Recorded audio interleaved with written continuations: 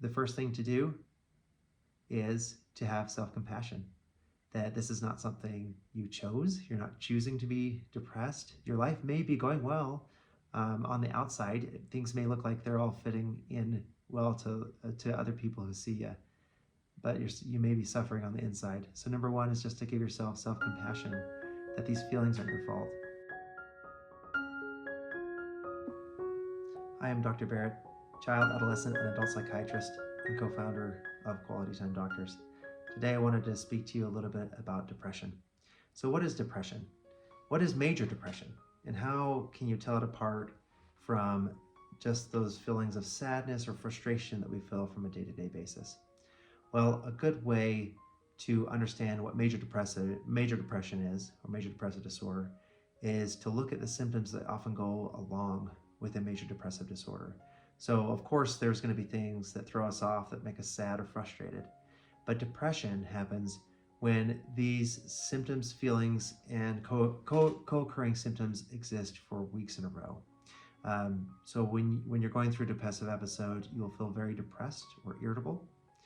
You could have difficulty sleeping, loss of interest in activities, or things just aren't quite as pleasurable or as fun as they used to be. Things that you used to enjoy are now more like a chore. You can have an increased amount of guilt, feeling really bad about yourself, about the things you've done, the mistakes you've made, and that your mind just keeps harping on these over and over and over again. You can feel a sense of hopelessness, that you have no idea how things could get better or how your situation could improve. You may feel a decrease in energy, where you just feel tired and sluggish throughout the day. You may feel like your focus is off, that you can't concentrate as well as you used to, and that your mind is pretty foggy. You may feel like your appetite is decreased, and you may even get to the point where you've thought about taking your own life. I just want to say, for those of you who are suffering from depression, my heart goes out to you. This is a very scary place to be in. I think it's worse and scarier than the physical pain we can suffer from, as the depression we feel can be very, very intense, and we're not sure where it's coming from, why it's there, or if it will ever go away. So again, my heart goes out to you, and I want to encourage you to get help. There are a lot of good ways to get help and resources. The first thing to do is to have self-compassion, that this is not something you chose. You're not choosing to be depressed. Your life may be going well on the outside. Things may look like they're all fitting in well to other people who see you, but you may be suffering on the inside. So number one is just to give yourself self-compassion, that these feelings aren't your fault. And then number two is to recognize that you can make some differences in your life to get things going in a better direction and to live a more meaningful life that's more in line with your values and your purpose. One of the ways to do this is to start to be a little more active, to push yourself to do things that are hard or that you don't want to do because you feel so bad.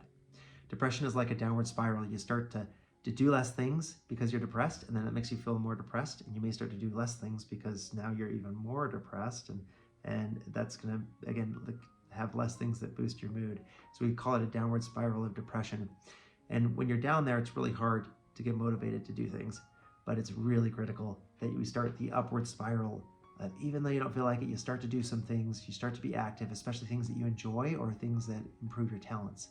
And as you do this, we call it behavioral activation. As you can build on those, your mood will, in time, follow. That as you're doing more things, it will have more opportunities for your mood to be elevated or boosted. And so we want to start that upward spiral in you of just pushing yourself to be a little more active, especially in those things that you enjoy, that are pleasurable, or in the things that improve your talents, like learning a language or a musical instrument, or something that improves your skill. When you've tried a lot of things and it's still not going well, you're still feeling very depressed, having a lot of the symptoms that I spoke about earlier, the next step would be psychotherapy.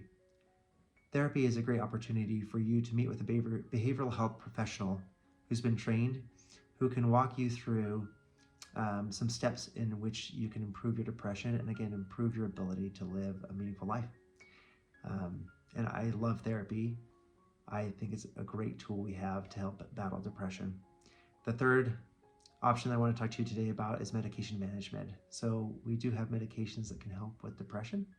And when you combine these with therapy, we have a synergistic effect to where therapy and medications combined are going to be more effective than either one alone.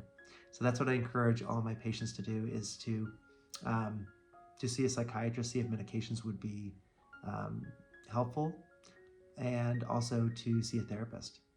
Um, at Quality Time Doctors, we do like to have our psychiatrists have enough time, and also to recruit the kind of psychiatrists who are interested in doing therapy. I think it's critical to do therapy and medication management in each of our sessions.